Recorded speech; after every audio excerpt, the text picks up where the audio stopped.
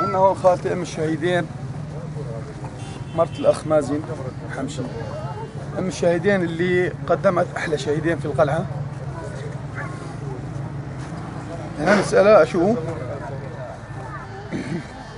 بتطلب اللي إحنا منا الشباب اللي إحنا قلنا إنه اللي إحنا بإذن الله نكون بدال أولادك وأولاد الشهداء جميعا.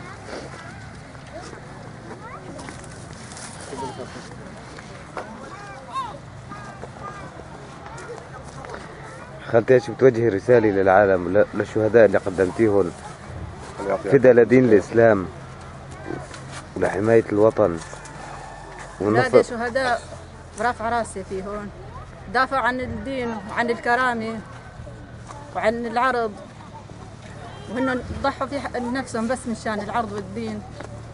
قدام هالشهداء كلياتهم اللي عم بتروح هدول كلياتهم اولادنا نحن، وانا ما بتاسف انه اولادي شهداء، انا رافعه راسي في هون، وانا عندي ولد صغير بتمنى يكون كبير ويمسك طريق اخوه هون. الله يكتر خيرك يا خالتي. لا تكتر. بتمنى من الله انه هيك ان شاء الله النصر قريب، همة هالشباب الطيبين إن شاء الله من ان شاء الله